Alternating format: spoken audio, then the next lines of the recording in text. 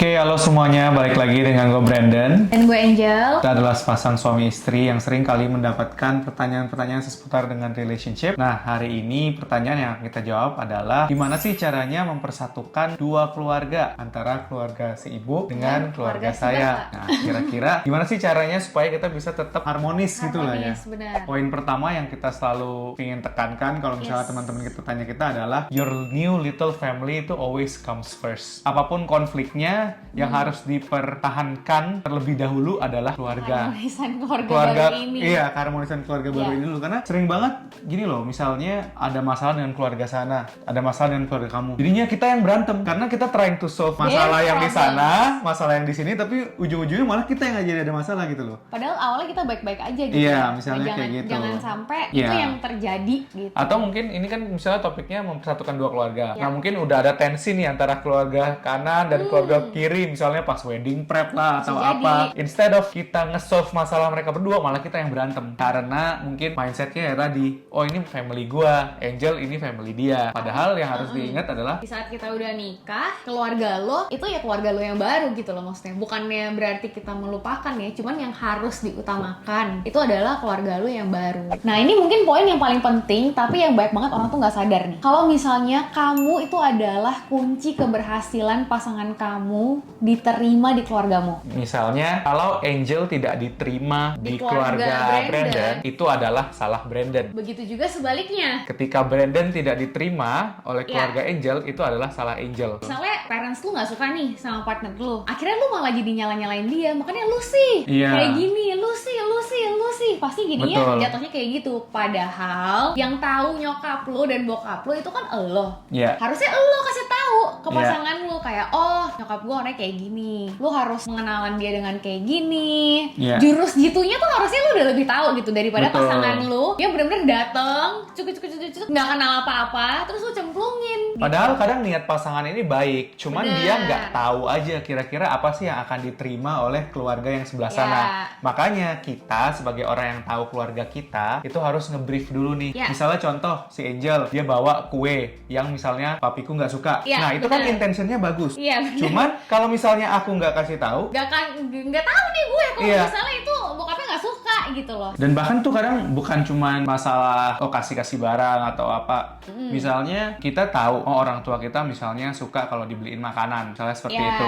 Nah, tapi mungkin pasangan kita bukan tipe yang care. Bisa jadi juga. Bisa jadi aku beliin makanan untuk papi, terus aku bilang kayak, oh, P ini dari Angel. Nah, itu juga bisa. Jadi memang banyak cara gitu loh yang bisa dilakukan oleh kita untuk bisa membuat pasangan kita itu diterima di keluarga. Karena balik-balik lagi yang tadi sih, kita yang paling tahu what works with our family, dan kita harus bisa jadi tameng lah, ibaratnya kayak benar lo harus siap jadi tameng karena nggak cuman pas diterimanya aja ya, maksudnya udah diterima nih, ini kan hubungan panjang ya, maksudnya pasti ada lah momen-momen di tengah tuh yang kayak mungkin partner tuh lagi capek, dia lagi sibuk kerja, yang kayak keluarga kita tuh ngerasa kayak ini orang kayak gini ternyata gitu misalnya ya. Nah, lu harus bisa defense gitu loh. Lu harus bisa ngebelain juga partner lu di depan keluarga lu. Karena ini balik lagi ke mindset yang awal kan. Basically, your family comes first gitu. Jadi jangan sampai, banyak kan case tuh kayak gini gak sih yang kita dengar, mertua kasih tahu aku nih, gila si Angel tuh kayak gini-gini, aku malah merepet ke Angel. Instead of aku defend Angel di depan papiku, misalnya kayak gitu.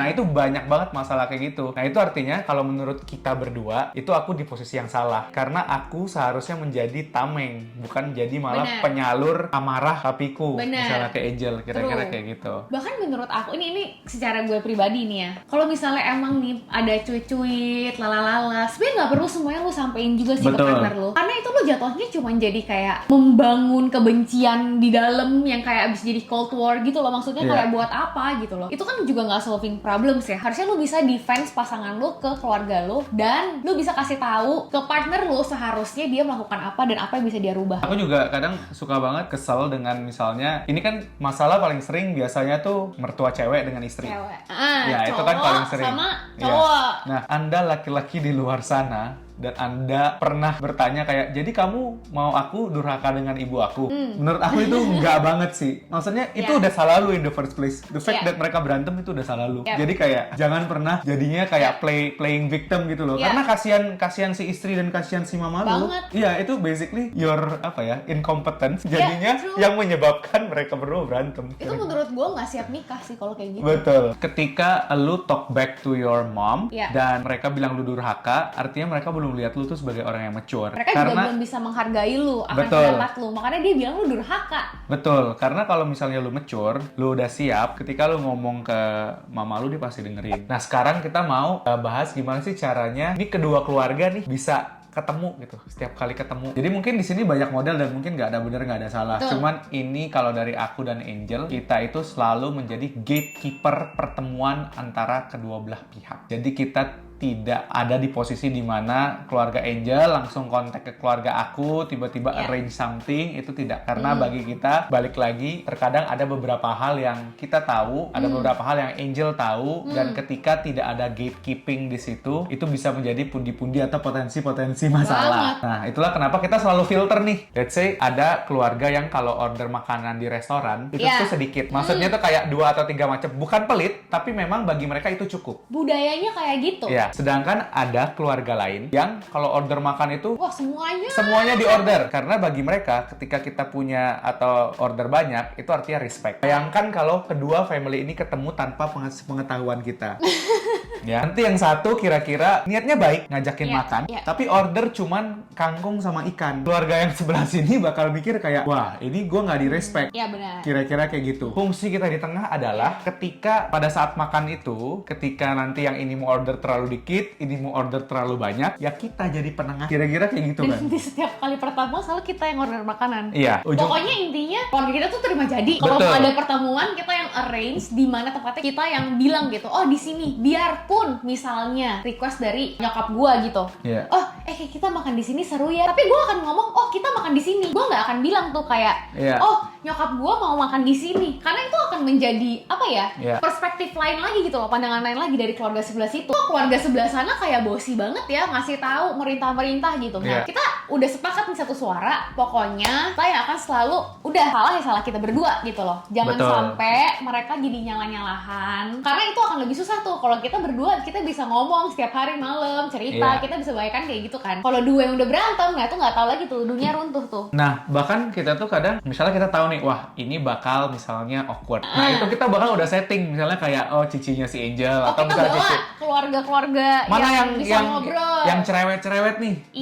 Terus nanti kita di belakang, lu nanti itu ya kayak pecahin suasana ya, kira-kira kayak gitu kan. Karena itu memang penting gitu. Jadi memang penting untuk diatur supaya kedua keluarga ini bertemu itu make sure kayak outcome-nya itu baik gitu. Karena banyak banget budaya-budaya yang sangat berbeda dan bisa menjadi potensi-potensi masalah lah. Next point ini interesting banget karena menurut gue tuh baru sadar setelah hubungan ini semakin berjalan dan semakin berjalan, itu gue baru sadar gitu loh. Karena gue yakin nih, gak semua orang tuh hidup dan besar di keluarga yang harmonis dan baik-baik aja. Pasti ada masalahnya. Tapi justru nih, tanpa kamu sadar, justru kamu yang bisa jadi penyembuh luka antara anggota keluarga pasangan kamu. Contohnya nih, partner lu gak bisa nih ngomong sama nyokapnya karena udah berantem dari dulu banget, gak tau deh tuh karena apa, pokoknya udah berantem gak mau ngomong. Justru dengan adanya kehadiran lu nih, jangan lu panas-panasin. Harusnya lu bisa menjadi jalan tuh buat mereka ngobrol lagi.